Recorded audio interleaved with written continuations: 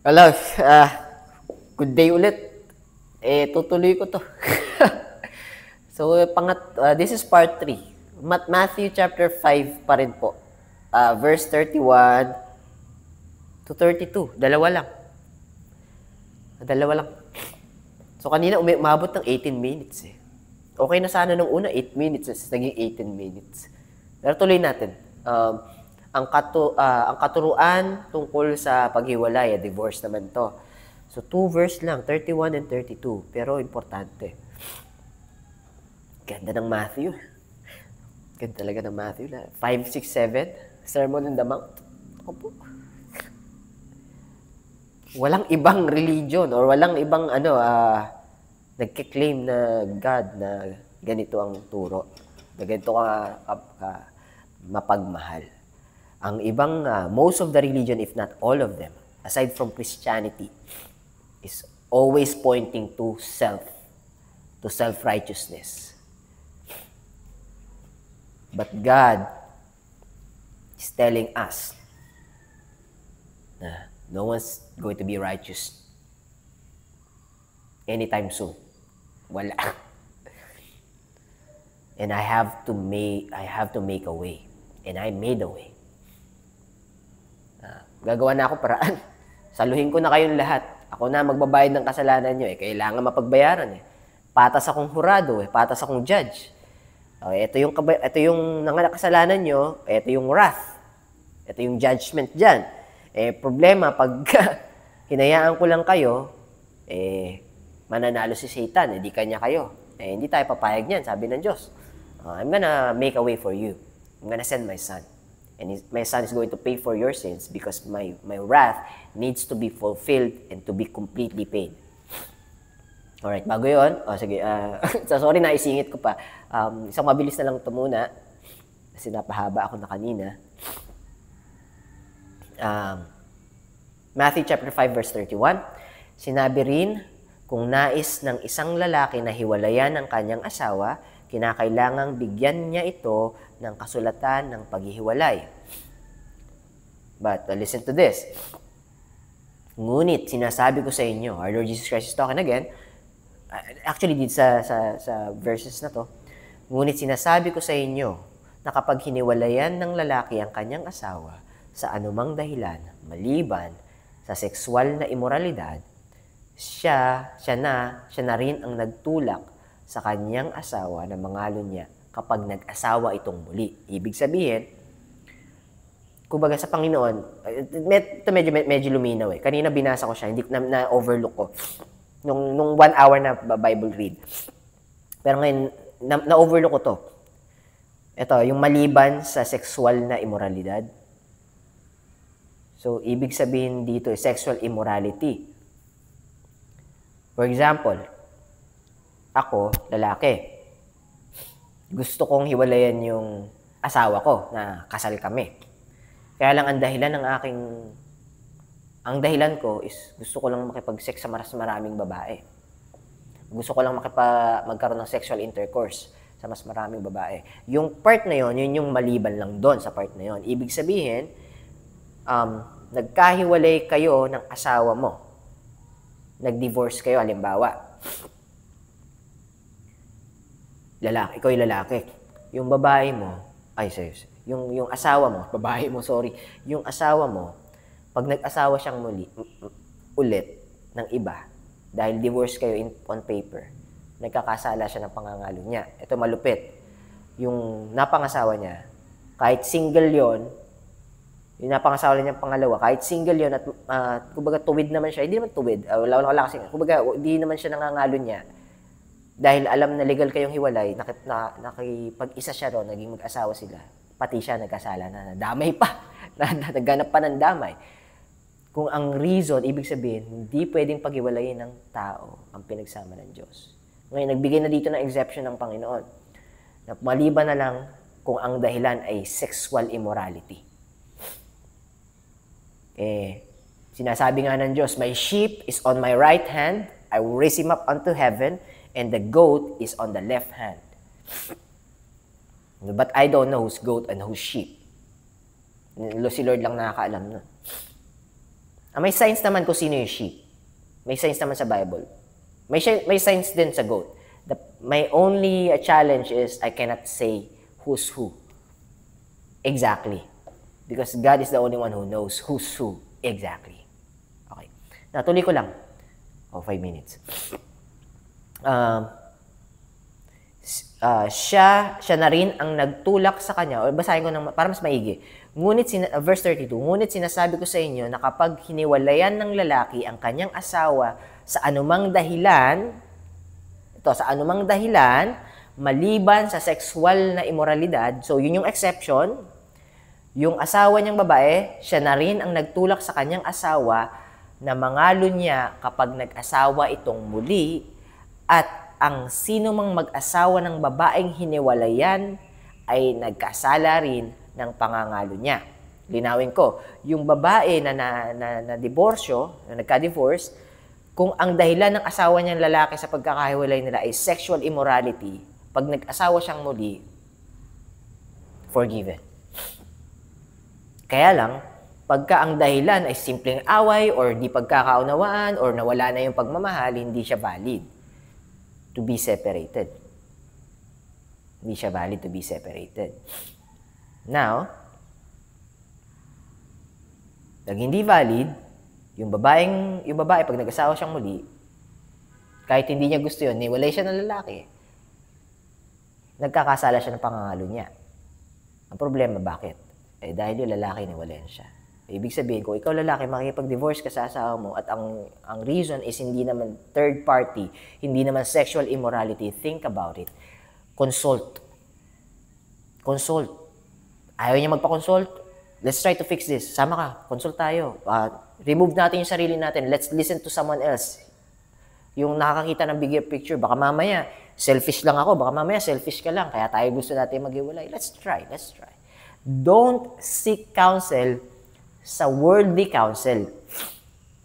Because Satan is using those psychiatrists and those psychologists as well. But if the psychiatrist and the psychologist is a true follower, a sincere and true follower and believer of Christ. Kasi sigurado ako doon, yung wisdom na ibibigay nila sa inyo galing sa Panginoon Diyos. Pagka kasi ang wisdom galing sa mundo, patay tayo dyan. It will derail us. It will mislead us. It's not a good counsel. Sorry doon sa mga ganong profession. But if God is not your primary source of information, or if God is not, is it 1 Corinthians chapter 10 verse 31? For whatever ye do, whether ye eat or drink, nor whatever ye do all for the glory of God. Now, if you're giving counsel for the glory of God, and you're aware of the words of God, go ahead. Go ahead. Because you are not going to mislead people who's seeking counsel from you. But if not, you need to check yourself. Am I following the teaching of Satan or the teaching of God? Because they will be believing in you. And that is much worse. Leading them to Satan than to God. Pera-pera ka ngayon. Pera-pera ka ngayon. JB, kung halimbawa si JB na nagawin natin example, psychologist ka JB or psychiatrist ka JB, pera-pera ka ngayon. Bigay ka ng maling counsel. Bigay ka ng worldly advice para ma-sustain yung worldly desires nila. 9 minutes. So, you need to check it. But, ang sinasabi rito, there's no valid reason aside from sexual immorality for a divorce. That's how simple I can put it.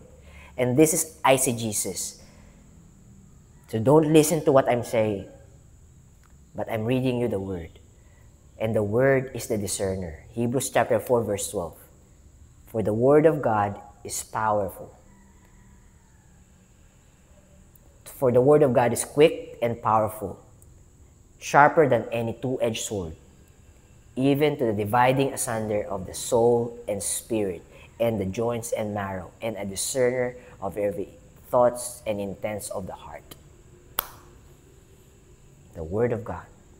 So don't listen to my interpretation. But if my interpretation points you to God, it might be coming from God.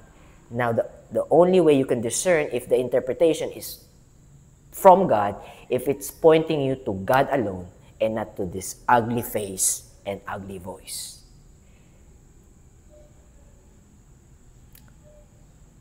Check nyo kung nagsisinungaling ako kung nagsasabi ako ng totoo. Tignan nyo kung may katotohanan doon sa sinasabi ko. Hindi yung messenger ang magsisave. Hindi yung church ang magsisave. Hindi yung religion ang magsisave. Hindi yung pagbabasa ng Bible ang magsisave. Ang Diyos ang magsisave. Paano mo bibigay yung pagtitiwala mo sa Diyos, yung faith mo, yung pananampalataya mo, if you don't know God? You got to know God. Because it shouldn't be coming from blind faith. But we walk by faith, not by sight. Because we know who God is and what He is and how powerful and loving and caring and just and fair He is. So we're not believing in God without knowing Him. That's blind faith. But we walk by faith, not by sight. It has a different meaning. We walk by faith because we know Him and we've understood that He's the only one that can save us and we are relying unto Him alone. Capital A, capital L, capital O, capital N, capital E. Alone. Capital J, capital E, capital S, capital U, capital S. Jesus Christ, our Lord. Alright. Let me just continue. Actually, natapos ko na yata. Yan. Nagkakasala rin ng babae. So, parang cargo de konsensya mo, hiniwalayan mo. Tapos, ang dahilan na pagkakahiwalay nyo ay hindi sexual immorality. Kawawa yung babae. Kasi pagka nag-asawa siya, kahit ikaw yung nakipaghiwalay sa kanya, at wala sang choice, dahil di naman niya pwedeng i-force yung sarili niya, natulak mo pa siyang magkasala. Kasi nag-asawa siya ng iba. Tapos yung asawa niya ng bago, nadamay pa. Adultery din. Divorce naman kayo on paper. But that's on paper. That's not in God's eyes. Ngayon, ang allow lang na divorce is yung sexual immorality ang dahilan. Okay, na-stretch ko na naman to. Na-stretch ko na naman. So, sana nag-make sense. Kung hindi, disregard nyo. Gamitin ko yung sinasabi ni Chuke. Nagaling daw kay Cho, sabi ni Cho. Pero naniniwala naman ako. Kain laman, tapon buto. So, wag ka magalit. Not unless kung nagsisinungaling ako sa'yo, magalit ka sa akin kung nagsisinungaling ako sa'yo. Pero kung mali lang yung interpretation ko, tapon buto, kain laman. What does it mean? What you think points you towards God, take it. What you think pushes you away from God, disregard it. That's what I mean. Kain laman, tapon buto. Okay? So, masyado na ako madaldal na naman.